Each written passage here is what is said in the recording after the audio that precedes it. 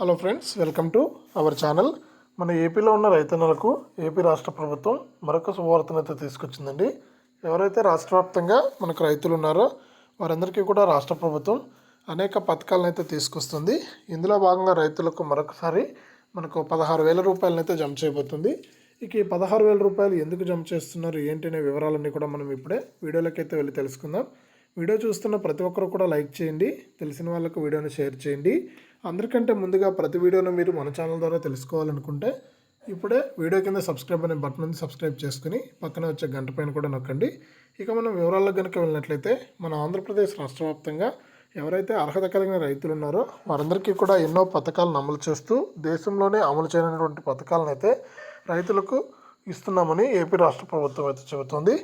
ఇందులో భాగంగా మనకు రాష్ట్ర వ్యాప్తంగా ఎవరైతే రాష్ట్ర వ్యాప్తంగా రైతులు ఉన్నారో వారందరికీ కూడా రైతు భరోసా పీఎం కిసాన్ అని మనకు ఎన్నో పథకాలను అయితే అమలు చేస్తుంది. ఇన్పుట్ సబ్సిడీ అని, అలాగే ఉచిత పంటల బీమా అని, మనకు రకరకాల పథకాలను అయితే అమలు చేస్తుంది. 0 వడ్డీ రాయితీ అని.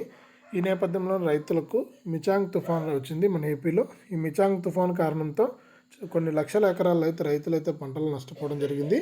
ఇక ఆ రైతులకు మనకు ఊరట కలిగించే విధంగా వారు నష్టపోయినటువంటి పంటనైతే అధికారులు సీఎం గారే స్వయంగా మనకు తుఫాను ప్రభావిత ప్రాంతాల్లో పర్యటించి మనకు రైతులకైతే హామీ ఇచ్చారు. మీరు నష్టపోయినటువంటి పంట డబ్బులను తిరిగి ప్రభుత్వమే నష్టాన్ని భరించుకుని మీకు డబ్బులు అయితే వేస్తుంది, రైతులు ఎవరు కూడా కంగారు పడొద్దండి అని కూడా మన ఏపీ రాష్ట్ర ప్రభుత్వం అయితే చెప్పింది. అదేవిధంగా రైతులకైతే మనకు వారు నష్టపోయినటువంటి పంటను బట్టి ఎకరానికి 15,000 రూపాయల నుంచి కూడా 30,000 రూపాయల వరకు కూడా డబ్బులు అయితే వేస్తున్నట్లు మన సీఎం జగన్ గారు అయితే ప్రకటించారు.